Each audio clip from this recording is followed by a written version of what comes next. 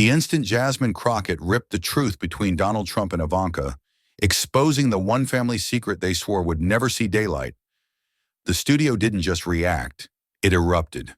Because when the mask finally shatters on live TV, the fall isn't just dramatic, it's devastating, unforgiving, and impossible to recover from. The lights hit the stage like a spotlight in a courtroom, and Trump strutted in as if the verdict was already in his favor. He flashed that oversized grin, the one he used at rallies, waving to the crowd like he expected them to rise to their feet. "Great crowd tonight," he boomed, slapping the desk as he sat down. Ivanka followed behind him with her trademark composure. But something was off. Her smile was perfect, sure, but stiff, almost glued in place.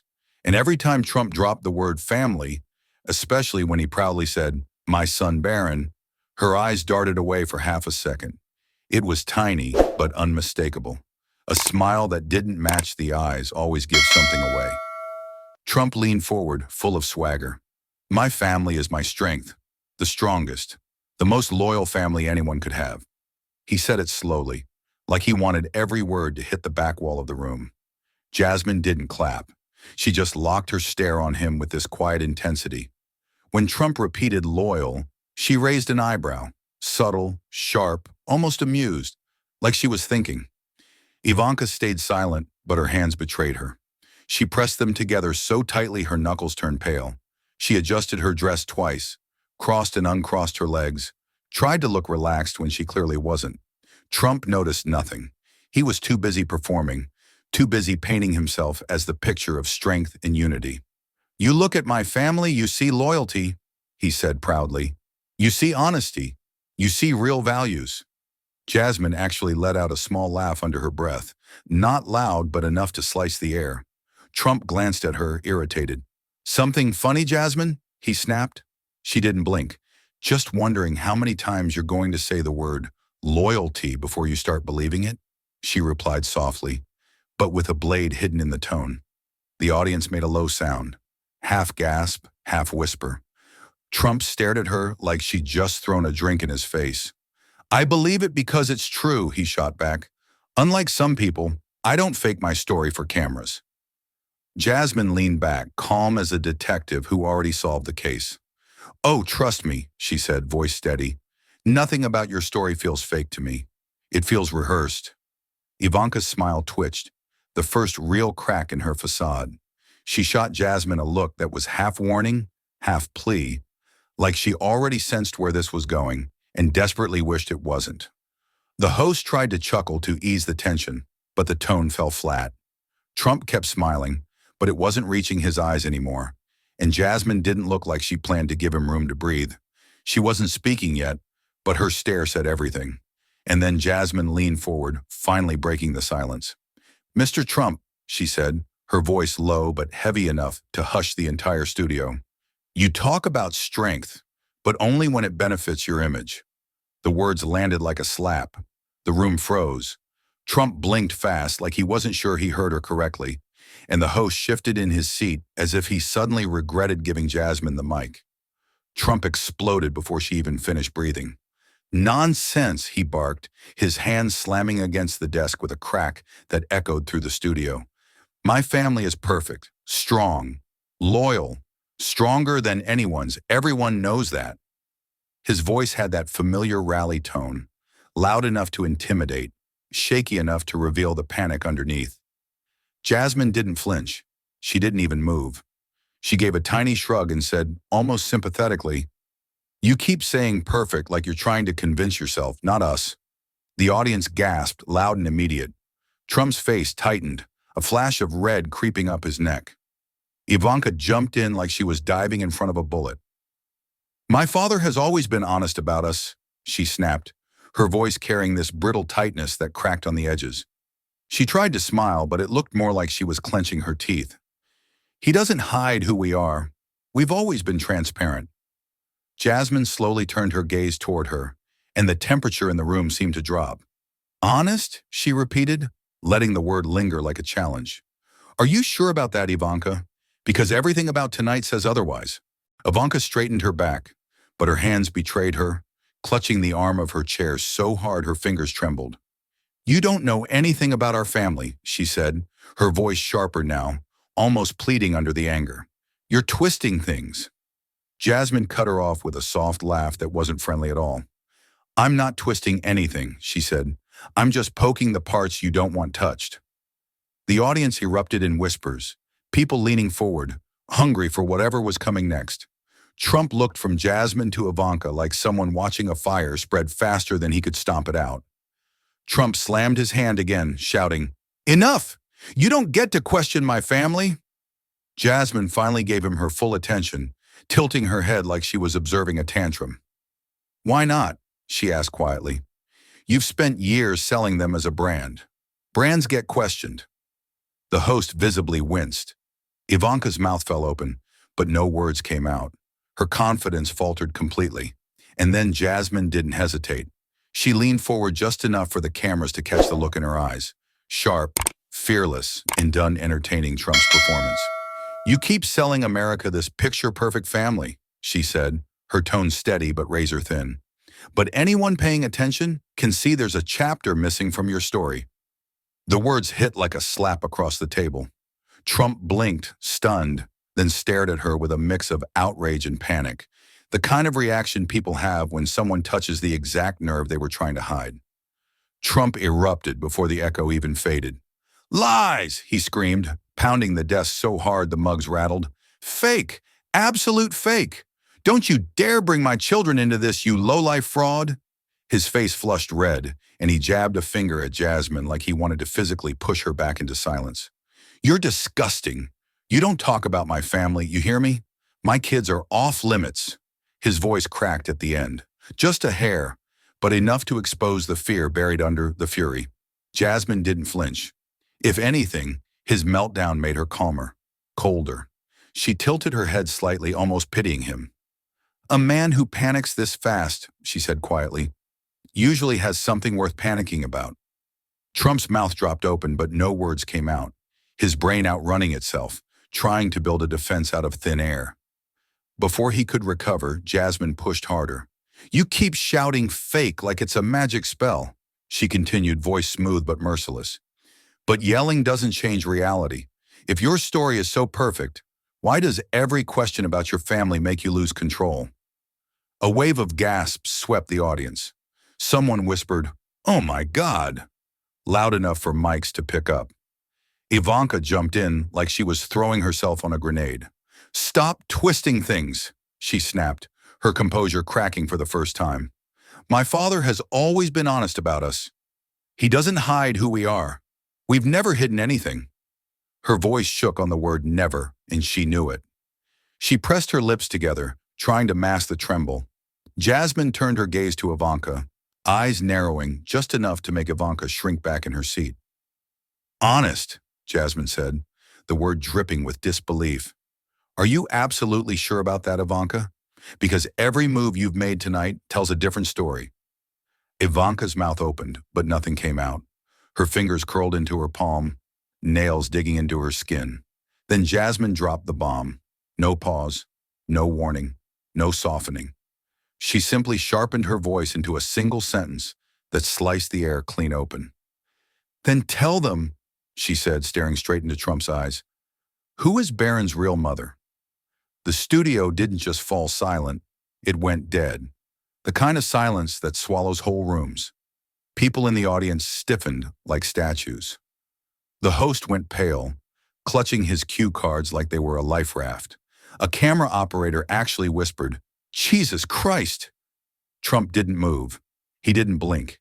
His rage vanished in an instant, replaced with something rawer, uglier, fear. And Ivanka stopped breathing. Her eyes snapped to Jasmine, wide and full of shock, almost horror. Her face drained of color, as if someone had ripped the floor out from under her. She didn't deny it. She didn't defend herself. She didn't even look at her father. She just stared at Jasmine. The way people stare when the truth they've buried finally claws its way to the surface. And then Ivanka leaned forward as if she could somehow pull control back into her hands, even though her voice betrayed her before she spoke. Families deserve privacy," she said, trying to sound composed but failing miserably. The tremble in her sentence made it feel less like a statement and more like a plea. Her eyes flicked between Jasmine and the audience, searching for someone, anyone, who might rescue her from the sinking feeling tightening around her chest. Jasmine didn't offer sympathy. She didn't even soften her stare. "Privacy is not a shield for lies," she replied, her tone calm but cutting straight through Ivanka's defense. "And when you use family as a prop on national television, you don't get to hide behind that word anymore." Trump snapped before she even finished the last vowel. "You are sick," he roared, slamming his fist onto the desk so violently the mics rattled. "Sick? This is an attack on my family, and you should be ashamed of yourself." His voice was hoarse, sputtering with fury, and the veins in his neck bulged like they were seconds away from bursting. "You're twisted. You're disgusting. Leave my kids out of your filthy political stunts." He jabbed a finger toward Jasmine like he expected her to physically recoil. But Jasmine didn't move. She watched him with a calm so unnerving it made his rage look childish. "I'm disgusting," she said quietly, almost laughing. "You've spent years dragging your own family into every speech, every rally, every scandal you couldn't spin. And now that someone finally challenges the fairy tale, suddenly it's sacred?" Trump's face twitched in shock, as if he couldn't process someone talking back without fear. Jasmine continued, her voice even colder. "You're proving my point with every shout. People who have nothing to hide don't scream like their world is collapsing." The audience reaction shifted instantly. No applause for Trump's outrage, no sympathetic nods toward Ivanka. Instead, people leaned in closer to Jasmine, as if she were the only one on that stage telling the truth. A man in the second row whispered, "He's losing it," loud enough for a camera boom to pick up. A woman covered her chest with her hand, eyes glued to Jasmine, not Trump. Jasmine didn't rush. She slid a thick manila folder onto the table, placing it directly between her and Trump. She kept her movements slow on purpose, letting the tension build until the audience stopped breathing altogether. Trump watched her hand as if it were a live grenade, his jaw clenching so hard a vein pulsed along his neck. Ivanka, on the other hand, looked like all the blood had drained from her face. Her posture crumpled just a bit, her fingers gripping the edge of her chair like she needed something solid to hold on to. Jasmine flipped the folder open with a quiet rustle that somehow sounded louder than Trump's shouting from a moment ago, and the camera zoomed in, catching the shock ripple across the room before anyone spoke a word. "These," Jasmine said, pulling out a stack of documents with crisp edges, "are medical records, legal documents, notarized statements, everything you've been hiding." She held them up so the audience and cameras could see the official stamps. "Everything in here," she continued, "tells a story you've tried to bury." Trump shot up like he'd been hit with a cattle prod. "Fake!" he screamed, voice cracking. "Fake! Fake! You think America's stupid enough to believe that crap? You're pathetic." He pointed at Jasmine, sputtering. "You print out a few pages and think you've got something real? You're a joke, a fraud, an embarrassment." Jasmine turned one page over with the calm patience of someone flipping a menu. She didn't even glance in Trump's direction. "You've yelled that word so many times it's lost all meaning," she said quietly, almost like she was talking to a child who'd worn out his favorite insult. "Every time you get caught, it's the same script. Fake, fake, fake. But yelling doesn't make the truth disappear." The audience murmured loudly now, some shaking their heads, others whispering as they leaned forward. Trump's face twisted with frustration. He opened his mouth to shout again, but the words tripped over themselves. Ivanka suddenly folded in on herself a little, looking at the papers like they were glowing hot. Her voice cracked as she whispered, This will ruin us." It was the first honest sentence she'd spoken all night, and it hung in the air like a confession. Jasmine finally looked directly at her, not with pity but with a blunt clarity that left no room to hide. "No," she said, her voice firm and controlled. "Lies ruin you. I'm just turning on the lights." Ivanka's lips parted, but no sound came out. Her eyes glistened as if she'd been struck somewhere deep. Trump tried to regain footing, shaking his head furiously. "You don't get to expose my family," he yelled. "You don't get to tear down what I built." Jasmine didn't even bother to respond to him this time. Instead, she set the documents on the table one by one. each page a louder statement than any scream Trump could muster. The studio was so silent that the soft thud of every sheet hitting the desk carried through the speakers. The illusion was collapsing page by page, and everyone in the room knew it. Trump lurched forward so violently the host actually flinched. His face was a full shade of red now, not the confident rally red. This was panic red, the kind that happens when a man feels the ground collapse under him. He stabbed a finger toward Jasmine like she was some criminal he could bark into silence. "You'll pay for this," he roared, voice cracking on the last word. "This is illegal. Do you hear me? Illegal!" His threats didn't land like thunder. They landed like a man drowning and punching at the water. Jasmine kept her chin steady, her expression cold enough to frost the table. "If telling the truth is illegal," she said, her voice cutting through his shouting like glass slicing paper, "then your family has a much bigger problem than anything in this folder." Trump opened his mouth to snap back, but nothing came out. The cameras caught everything: the stumble, the fear in his eyes, the silence he couldn't fill. Ivanka was next to crumble. Her polished calm was gone, replaced by the kind of trembling that even makeup lights couldn't hide. She leaned toward Jasmine, her voice barely holding together. "You don't understand what this will do to him, to us, to everything we've built." She sounded like someone watching a dam crack right in front of her. Jasmine turned to her slowly, no sympathy in her eyes this time. "No," she said firmly, "you don't understand. You built this on a lie. You chose the cover-up. You chose the secrecy. I'm just showing people what's underneath." Ivanka's face tightened, like she'd been slapped with a truth she'd spent years running from. Trump tried again, voice shaky now. "You're sick. You're sick. Dragging families. Dragging children. Who does that?" Jasmine didn't look at him. "Someone who's tired of watching powerful people hide behind the word family every time they get caught," she said. "Someone who refuses to let you weaponize innocence to protect corruption." The audience gasped at that, loudly. It hit deeper than anything she'd said before. And then it happened. The room shifted. Not with noise, not with applause, just with the sudden, unmistakable feeling that Trump and Ivanka no longer owned the room. People turned toward Jasmine with that tight focus normally reserved for judges about to deliver a sentence. Someone in the back whispered, "She's right." Another murmured, "He's scared." Not a single voice rose to defend Trump. Not a single clap broke out for Ivanka. The same crowd that had cheered Trump's entrance now watched him like a man caught in his own trap. Trump snapped like a wire pulled too tight for too long. He slammed the table so hard the cameras shook, his voice erupting in a roar that didn't sound powerful anymore, just terrified. "Shut her mic off," he screamed, leaning forward as if he could bully the studio into obedience. "Cut it, now!" But the silence from the crew was louder than his shouting. No one moved. No one reached for a button. The host's eyes widened, realizing the control Trump had always relied on simply wasn't there tonight. The audience stared at him the way people stare at a man losing his grip in real time. And Trump must have felt it because his next words weren't strong. They were shaky. "I said cut it. What the hell is wrong with you people?" he barked, but it came out as a panicked plea, not a command. Ivanka leaned in, her breath trembling, her voice barely more than a gasp. "Dad, stop," she whispered, but he didn't hear her, or didn't want to. She turned to Jasmine, eyes wide, mascara trembling at the edges.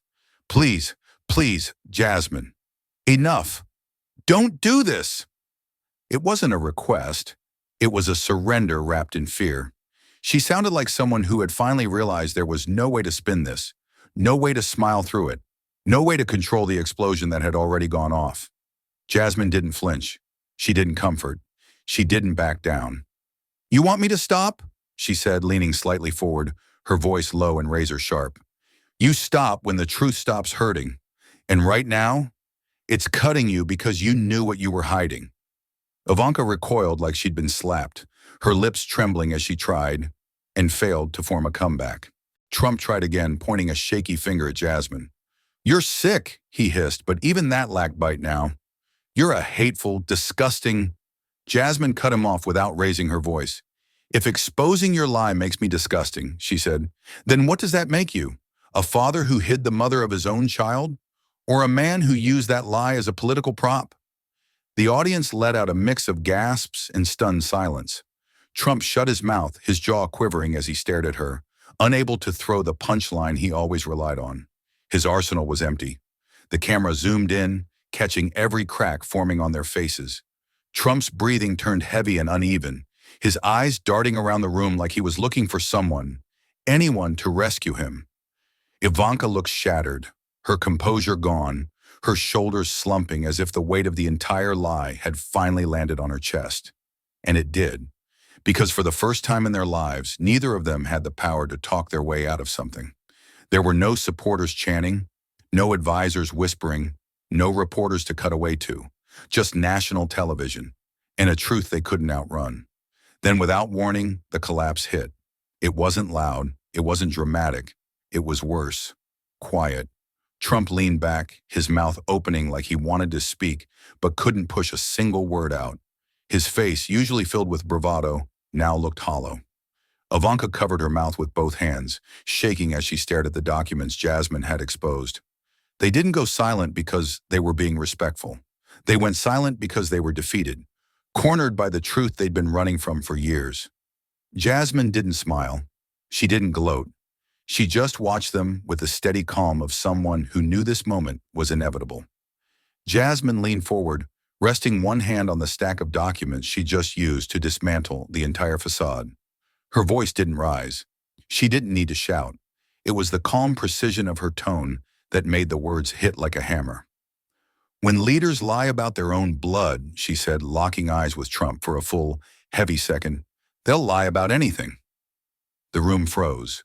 There was no music, no dramatic cue, just the cold, undeniable weight of a truth that had finally been spoken out loud.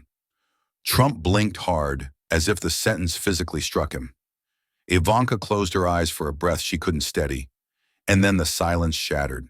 The audience erupted, not in cheap applause, not in excitement or spectacle, but in the kind of powerful, rising ovation people give when something that should have been said long ago has finally been spoken.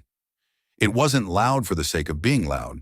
It was loud because it meant release, because the truth had opened the walls they'd been tiptoeing around all night. Some people stood, others clapped slowly, meaningfully. The cameras panned across faces that weren't smiling. They were nodding, acknowledging the moment. Trump looked around as if he couldn't comprehend the shift. The crowd that had cheered his entrance was now applauding the woman who'd exposed him. Backstage was even worse for him. The noise from the set still echoed faintly as Trump walked down the hallway, like a man who'd aged 10 years in 10 minutes. His face had lost its color. The swagger was gone. His shoulders were slumped, his steps uneven. He didn't speak to anyone. He didn't look at anyone. The crew parted around him like he was a storm cloud no one wanted to touch. Ivanka stood by the dressing room mirror, one hand braced on the counter, makeup smudged from the heat of the lights and the stress of the collapse. She attempted to lift the corners of her mouth into her practiced media smile, but it fell apart instantly. For the first time, she didn't even try to fix it. Her reflection looked back at her with a truth she could no longer outrun. Jasmine walked past them without slowing down, her heels quiet but unshakably confident on the studio floor. She didn't glance at Trump. She didn't spare Ivanka a look of pity. She didn't need to. The truth had already done the work. What was left now wasn't hers to carry. She pushed through the curtains and stepped out into the hallway with the ease of someone who hadn't lost control of the moment. She had owned it.